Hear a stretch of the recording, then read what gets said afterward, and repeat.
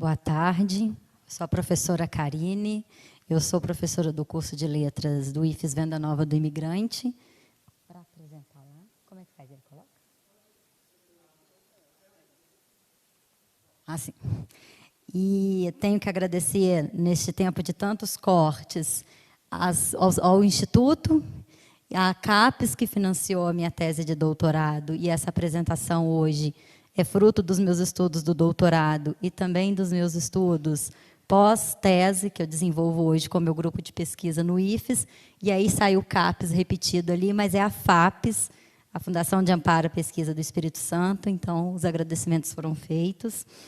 E desde a dissertação em 2010, que eu tenho pesquisado, lido e procurado entender o que são esses textos que simulam notícias em termos de ter uma manchete, de ter um devido lead, de ter parágrafos satélites, de ter uma conclusão, de localizar o fato, mas que não comunicam, não informam como é o objetivo da notícia, com os fatos verificáveis. Eu comecei a pesquisa com as notícias, com os textos da enciclopédia.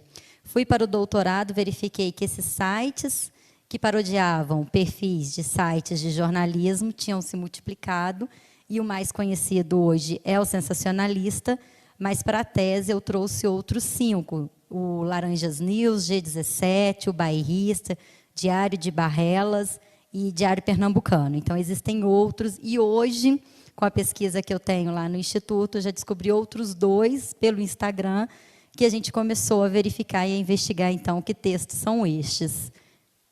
E aí o Chomsky, que eu tenho acompanhado bastante ele nas redes sociais, ele tem publicado efetivamente todos os dias, a quase todo momento, no Twitter, e ele deu uma reportagem em 2018 para El País, e aí eu trouxe esse recorte dele sobre fake news, sobre pós-verdade, para começarmos a pensar. A desilusão com as estruturas institucionais levou a um ponto em que as pessoas já não acreditam nos fatos. Se você não confia em ninguém, por que tem de confiar nos fatos? Então, hoje, tudo pode ser dito sem se pensar como está sendo dito, sem se fazer as devidas referências, as devidas pesquisas. E aí isso me motivou a escrever, então, esse texto, esse artigo que em breve vai ser publicado. E o meu referencial teórico tem sido alguns pesquisadores americanos e ingleses, junto com alguns teóricos do humor. E aí, a minha inquietação, então, foi a seguinte: questionamos-nos sobre a relação de algo intitulado como falsas notícias, as fake news, e as notícias humorísticas, já que ambas distorcem a realidade. E essa última tem sido o corpus da minha pesquisa, desde não é artigo aí, né? Desde a dissertação, em 2011. E eu chamo de falsas notícias porque eu tenho preocupado muito com a questão do gênero discursivo, seu modo de constituição, de construção. Então, tem textos que são divulgados como notícias sobre a estrutura genérica da notícia, mas que o fato não condiz com a realidade, não é verificável, e associado, então, a estes textos que eu pesquiso, que são do campo do humor. Até ontem a gente teve a fala do professor Otto, procurando investigar o site sensacionalista, como que se dá a produção desses textos.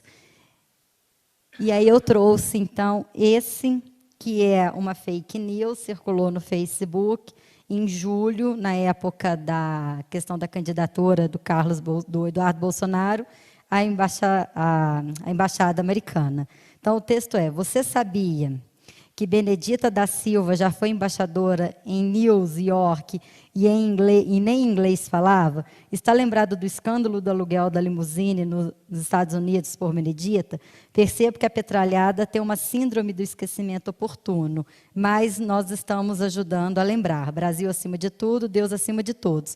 Una-se a nós o quanto antes. Então, o tipo de linguagem positiva, persuasiva, presença da primeira pessoa, e este que talvez não esteja tão claro, é um texto do sensacionalista sobre a mesma temática. Carluxo pede para ser embaixador em Alpha Centauri. Depois que seu irmão foi indicado para ser o embaixador brasileiro nos Estados Unidos, o ciúme tomou conta de Carlos Bolsonaro. Berrado na Secretaria de Comunicação, Carluxo começou uma campanha no Twitter para ser indicado a uma posição ainda mais importante, a de primeiro embaixador na Terra da galáxia de Alpha Centauri. Carluxo, que visita o espaço sideral com frequência, é onde escreve seus tweets, diz que seus amigos extraterrestres já enviaram mensagens telepáticas para ele, dizendo que sua indicação é muito positiva.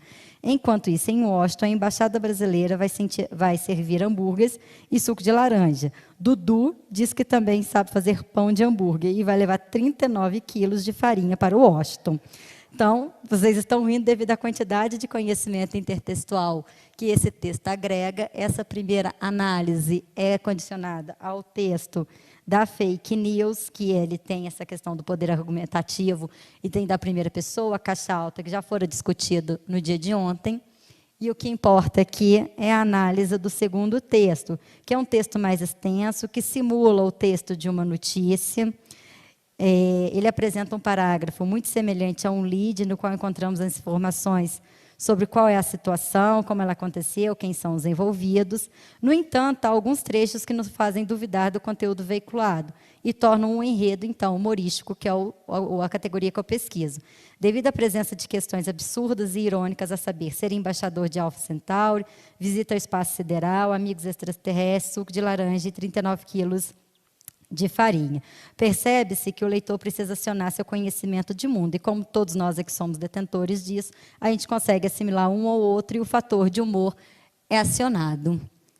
E aí, trazendo as discussões de ontem, tem um teórico que vai da área da linguística e que vai dizer, o Flores, ainda não há clareza no âmbito acadêmico a respeito da maneira correta de diferenciar o que se chama de pós-verdade daquilo que se chama de hoax e daquilo que se chama fake news, que eu tenho visto que o fake news é um grande guarda-chuva para outros tipos de textos, como os hoax, o clickbait. Aqui seria um pouco de história, que já existe, fake news desde a antiguidade. Em 1520, tivemos o início dos pasquins, e aí não vai dar muito tempo de passar essa parte histórica. E aí as notícias humorísticas, que aí a gente tem muito estudo sobre a piada, que ela necessita de trabalhar com dois sentidos, um confiável e um não confiável, e um elemento surpresa. Só que esses textos que eu trouxe não são piadas, são simulações de notícia. E eles agregam outras características do texto humorístico, que seriam, então, esses gatilhos postos ao longo da narrativa, que constituem a narrativa, acionam nossos gatilhos de conhecimento intertextual e nos fazem rir, mas com um viés muito forte, que é a crítica social. Por isso eles estão tão fortes. Esses são outros sites, o G17, ali do lado, Laranja News, publicando esse mesmo tipo de texto. E hoje, o que eu tenho pesquisado com o meu grupo de pesquisa lá no Instituto? Esse material feito pela Foice de São Paulo e pela Falha de São Paulo. São dois perfis na internet, a gente está pesquisando hoje a Foice de São Paulo, todas as publicações relativas à política no mês de janeiro, para buscar entender, porque o perfil se classifica, se denomina como sátira de fake news. Mas o que a gente tem verificado é que não é só fabricação, tem um fundo verificável em todas essas postagens. Então, elas não estão só no campo do fake, da fabricação, da desinformação. Elas têm uma crítica que se assimila muito ao que eu já venho estudando desde 2010, 2011, que é a notícia humorística. Aí eu trouxe a título de curiosidade, para vocês conhecerem esses dois perfis, e que eles têm um engajamento político muito grande, mas que não só criticam o governo atual, mas também o governo passado é criticado. E aí, os meus referenciais teóricos, e consegui terminar no tempo. Muito obrigada.